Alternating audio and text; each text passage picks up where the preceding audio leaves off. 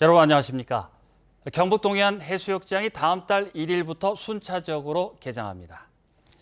영일대 등 포항 지역 6개 해수욕장은 다음 달 1일 일제히 개장해 8월 16일까지 운영하고 망향정 등 울진 지역 7개 해수욕장은 다음 달 10일, 고래불 등 영덕 7개 해수욕장은 다음 달 17일부터 피서객들을 맞습니다. 한편 해수욕장별로 열기로 했던 각종 축제와 이벤트는 코로나19 확산 방지를 위해 대부분 취소되고 파라솔과 야외 캠핑장 등을 이용하는 피서객에 대한 방역은 한층 강화됩니다. 내일부터 어린이 보호구역 내 불법 주정차 주민신고제가 본격 시행됩니다. 행정안전부는 안전신문고 앱으로 요건에 맞춰 신고하면 단속 공무원의 현장 확인 없이도 승용차 기준 8만 원의 과태료를 즉시 부과할 수 있도록 했습니다. 토, 일요일과 공휴일은 단속에서 제외되지만 어린이 보호구역 안에서도 횡단보도나 교차로, 모퉁이, 버스 정류소, 소화전 5m 이내 등 4대 불법 주정차에 해당하는 구역은 기존과 동일하게 연중 24시간 주민신고제가 적용됩니다.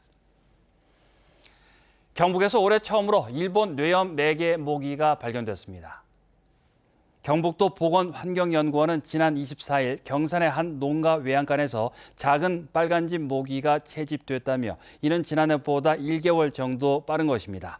경북에서는 2018년과 2019년 각각 1명씩 일본 뇌염 환자가 발생했습니다. 경상북도와 전국 지자체 가운데 16년 연속 귀농 1위를 차지했습니다.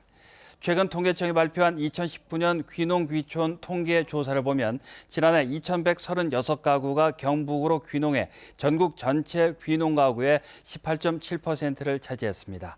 지역별로는 의성, 상주, 영천 순이고 귀농 연령대는 50대가 33.2%로 가장 많았습니다.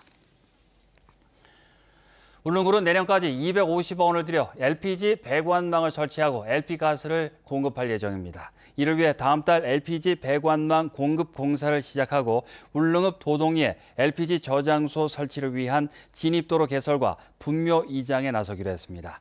공사가 완료되면 울릉읍 도동 1, 2, 3리와 저동 1, 2리 2천여 가구에 LP가스가 공급될 예정이어서 등유보다 연료비를 20-30% 아낄 수 있고 연료 배달에 따른 불편도 줄어들 것으로 기대됩니다. 경상북도와 도내에서 생산되는 청년 및 창업 기업 제품에 대한 의무 구매 계획을 발표했습니다.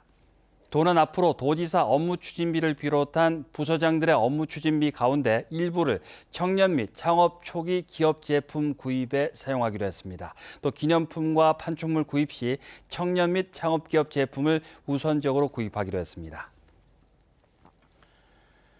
국민권익위원회가 다음 달 15일 포항시청에서 이동신문고를 운영합니다.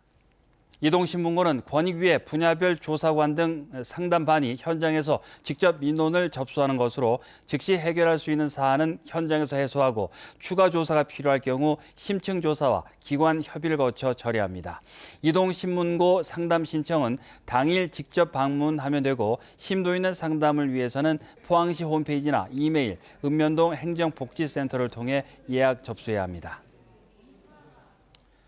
농림축산식품부는 축산 악취와 방역 준수 사항을 확인하는 9개 현장 점검반을 꾸려 내일부터 도별 전담 관리제 방식으로 상시 운영합니다. 현장 점검반은 악취 민원이 있거나 사육 밀도 초과 농가, 대규모 축산단지 등 축산 환경이나 방역 분야에서 관리가 필요한 농가를 대상으로 가축 분뇨, 적정 처리, 시설 기준 준수 여부 등을 집중적으로 살핍니다. 점검 결과 사육 밀도 등 법령 위반 사항이 확인될 경우 현장 지도와 함께 관련 법령에 따라 과태료 부과 등의 조치를 하기로 했습니다. 경주시의회는 다음 달 3일 임시회를 열어 하반기 의장과 부의장 선거를 실시합니다. 3개 상임위원회 위원장과 부위원장 선거는 오는 6일 시행됩니다. 선거 방식은 모든 의원을 후보자로 가정해 정견 발표 없이 무기명 투표로 선출하는 교황 선출 방식으로 진행하며 의장단 임기는 2년입니다.